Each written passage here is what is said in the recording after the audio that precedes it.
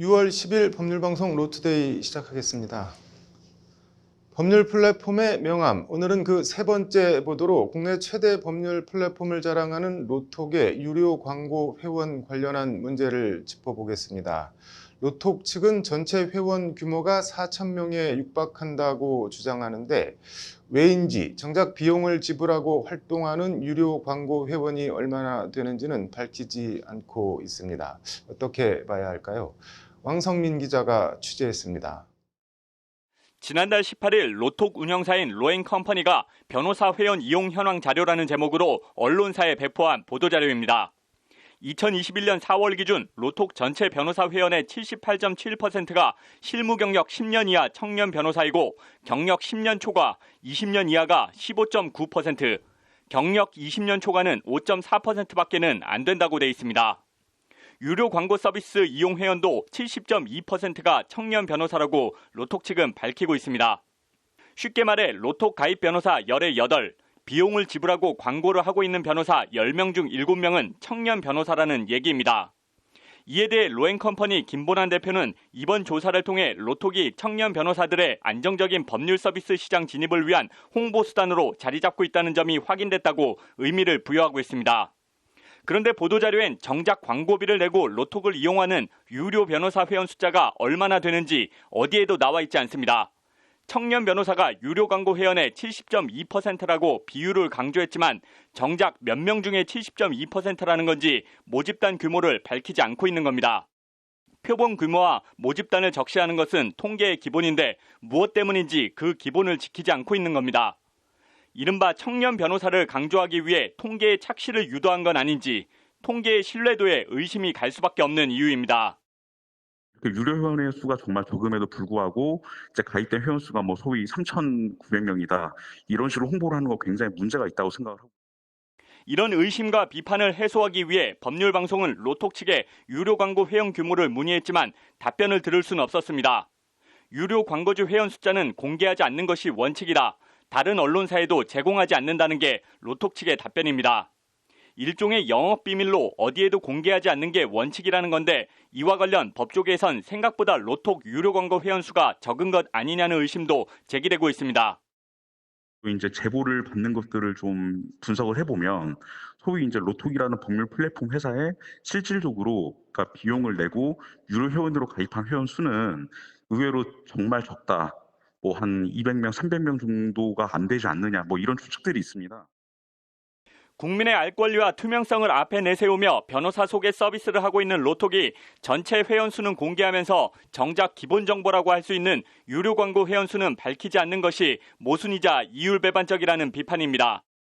국민분들에게 정말 투명한 어떤 정보를 공개하고자 한다면은 실제 이제 명목상 가입되어 있는 변호사 수는 몇 명이지만 실질적으로 비용을 내고 유료로 마케팅을 하고 있는 변호사는 몇 명이다. 이런 것들을 투명히 공개해야 소비자분들도 더 정확한 판단을 하겠죠.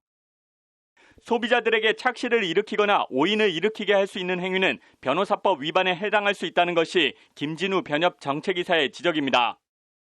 국민들에게 어떤 부당한 기대 그리고 오인과 현혹할 수 있는 그런 우려 이런 것들을 끼치는 광고에 대해서는 단순한 내부 규정 위반이라서 징계로 이런 그치는 문제가 아니라 불법의 영향이 있기 때문에 이에 대해서 김진우 정책이사는 나아가 로톡이 주장하는 것처럼 법률 플랫폼이 청년 변호사들의 홍보 수단이 되고 있는지에 대해서도 의문을 나타냅니다.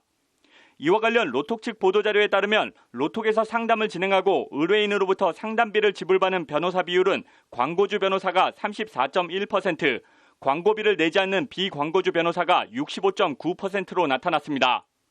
광고비를 내는 변호사보다 광고비를 내지 않는 변호사가 2배 가까이 상담비를 더 많이 받았다는 건데 이는 두 가지 측면에서 해석할 수 있습니다. 먼저 광고비를 지급하는 유료 광고 변호사 수가 절대적으로 적어서 이런 통계가 나올 수 있습니다. 다른 하나는 광고비를 내도 정작 상담으로 이어지는 광고 효과가 크게 없는 것 아니냐는 추정도 가능합니다. 일부 판검사나 사시 출신 변호사의 상담이나 수임이 몰리고 실제 대다수를 차지하는 변시 출신 청년 변호사들은 광고 효과를 제대로 못 보고 있는 것 아니냐는 겁니다.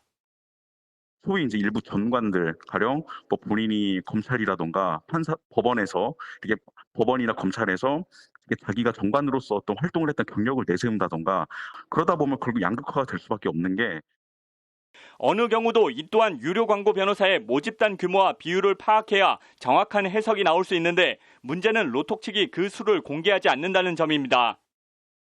저는 그 근거에 의문이 드는 게 이런 서비스가 청년 변호사를 해가지고 특혜를 주는 것도 아니고 비용이 저렴한 것도 아니고 오히려 청년 결국 로톡 안에서도 출신이나 경력에 따라 빈익빈 부익부, 양극화가 벌어질 수밖에 없는데 이 경우 유료 광고 변호사가 취할 수 있는 선택지는 크게 두 가지입니다.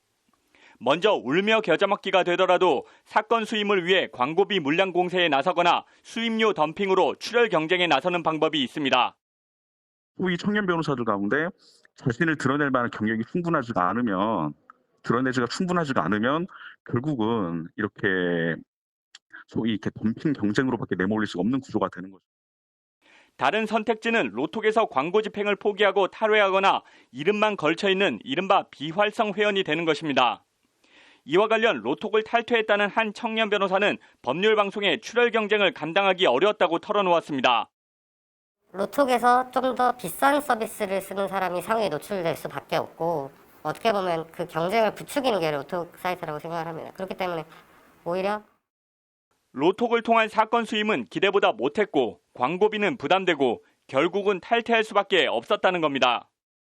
로톡이 표방하듯이 일반 대중들이 쉽게 변호사를 만날 수 있는 장을 마련해 주겠다. 로톡이 말하는 거는. 근데 사실은 이제 오히려 변호사들을 오히려 이렇게 서로 이제 돈을 쓰게 만들어서 서로 경쟁시키는 구조밖에 나올 수밖에 없다고 생각합니다. 결국 유료 광고 효과가 얼마나 되는지 파악하려면 유료 광고 변호사 규모 공개가 전제되어야 하는데 여러 부작용과 비판에도 로톡 측이 끝내 공개하지 않고 있는 데 대해 공개하지 못하는 다른 이유나 배경이 있는 것 아니냐는 의심과 추측도 나오고 있습니다. 투자 유치 등을 위해 실제로는 매우 적은 유료 광고 회원 수를 감추고 쉬쉬하고 있는 것 아니냐는 추측이 그것입니다. 외부에 어떻게 보면 법조계에서의 시장 점유율을 높게 평가가 되도록 유도를 해서 더 높은 가격에 그리고 더 어떻게 보면은 많은 경제적 이익을 받고 외부에 매각을 한다던가 기타 자본을 좀 투자 이런 것도 유치하려는 게 아닌가 이런 추측을 해봅니다. 이에 대해 로톡 측은 법률 방송에 A4 2장 분량의 설명 자료를 보내와 변협 주장을 조목조목 반박했습니다. 일단 청년 변호사들의 광고비 부담이 가중된다는 지적에 대해서 로톡은 로톡에서 제공되는 서비스는 변호사 회원분들의 자유 선택에 따라 유연하게 활용하도록 운영되고 있다고 강조했습니다. 향후 광고비가 증가할 것이라는 주장은 성립하기 어렵고 막연한 추정에 불과하다는 것이 로톡 측의 해명입니다. 매각, 특히 해외 자본에 대한 매각에 대해서도 막연한 추정만 있을 뿐 논리적인 근거가 없다고 반박했습니다. 플랫폼에 대한 변호사 종속 우려에 대해선 로톡보다는 네이버 같은 대기업이나 구글 같은 외국 기업이 운영하는 사이트에 대한 관리 감독을 우선 고려해야 한다고 강조했습니다. 로톡 관계자는 그러면서 플랫폼은 변호사들과 의뢰인 모두의 만족을 충족함으로써 존재 가치가 입증된다며 광고 효과가 미비하다는 등의 불만이나 지적을 일축했습니다. 빈익빈 부익부 지적에 대해선 해당 주장은 플랫폼이 아니더라도 법조계 자체의 문제라는 입장을 밝혔습니다. 로톡은 심화되는 양극화 상황에서 경험과 인적 네트워크가 상대적으로 부족한 청년 변호사들도 자신을 효과적으로 알리고 더 많은 의뢰인을 만날 수 있는 기회의 장을 제공한다는 것이 로톡의 해명입니다. 다만 가입 변호사 수에 대해선 2021년 3월 말 기준 3,966명이라고 밝혔지만 유료 광고 변호사 수에 대해선 언급을 하지 않았습니다. 이런 가운데 로톡은 오늘 로톡 금지 변호사 광고 규정과 윤리장전을 마련한 대한변협을 공정거래법 및 표시광고법 위반 혐의로 공정거래위원회에 신고했습니다. 1952년 대한변협이 설립된 이래 변협이 공정거래법 위반 혐의로 공정위에 신고된 것은 사상 초유의 일입니다.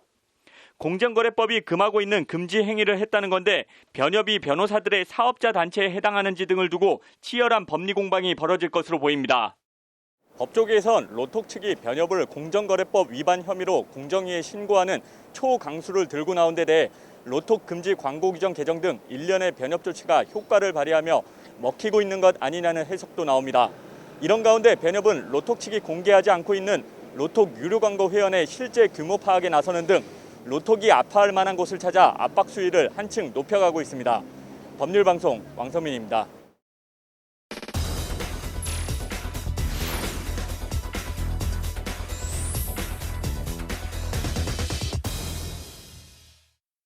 네, 법률방송에서는 어제 국립발레단이 50여 명의 단원들의 인권을 침해했다는 내용의 진정서가 국가인권회에 제기됐다는 소식 전해드렸는데요.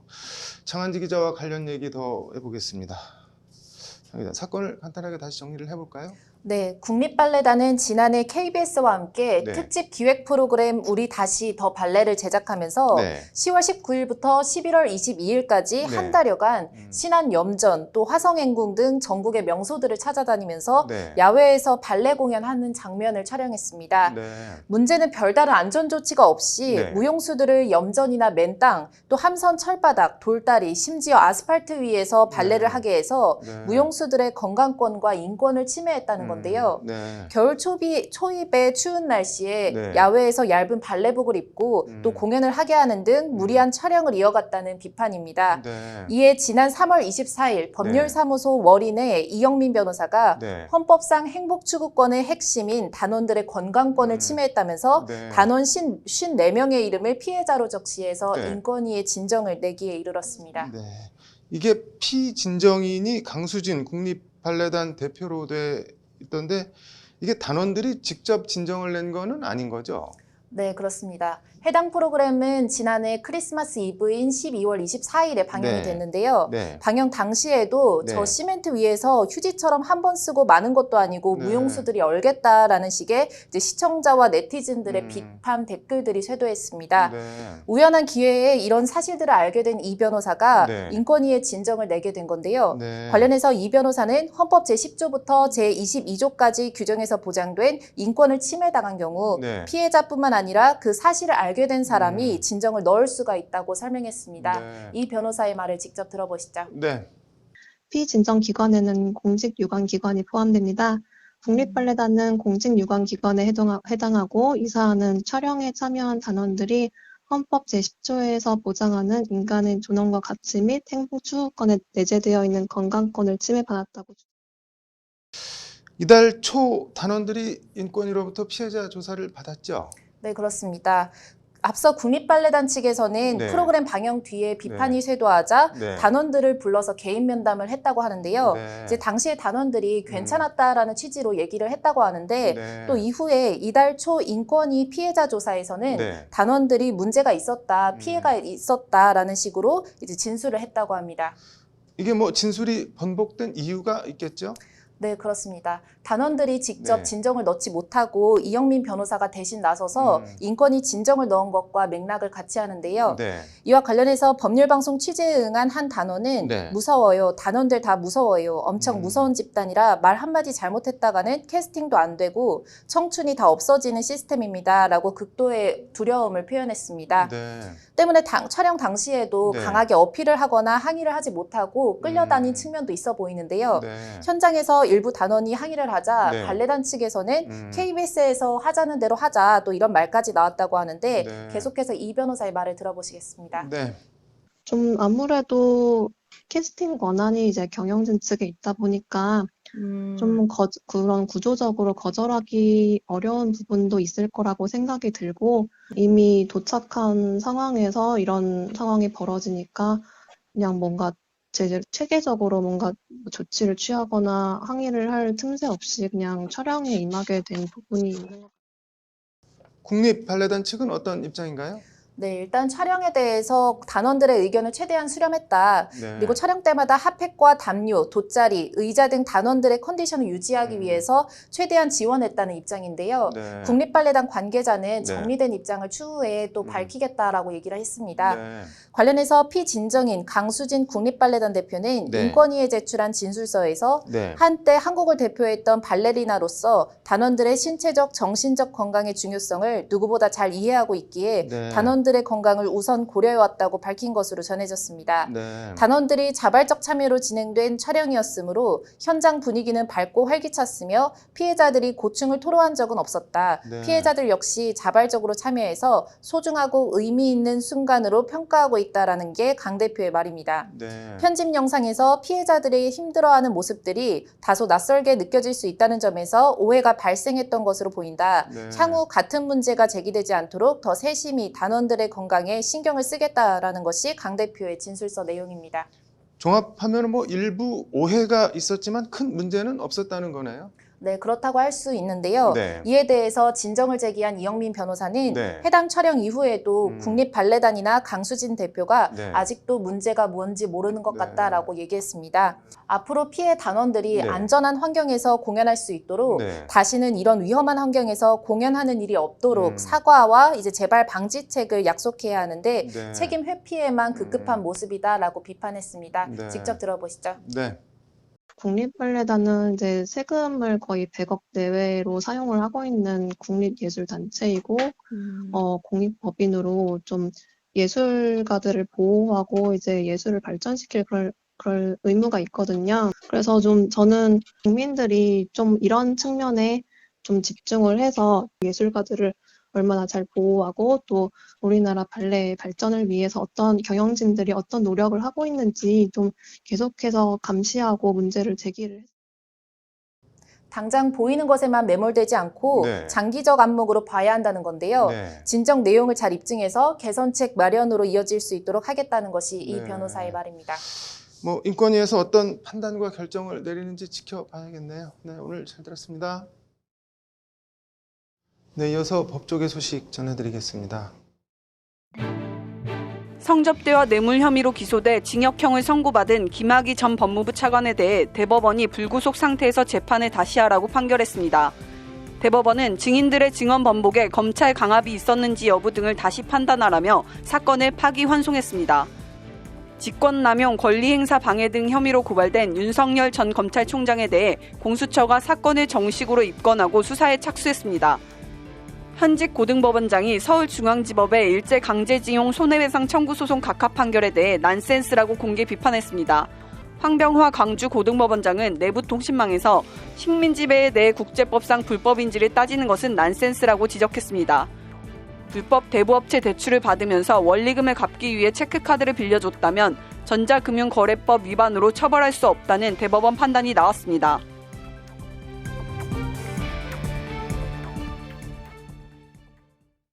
(6월 10일) 법률방송 로투데이 마치겠습니다. 시청해주셔서 감사합니다.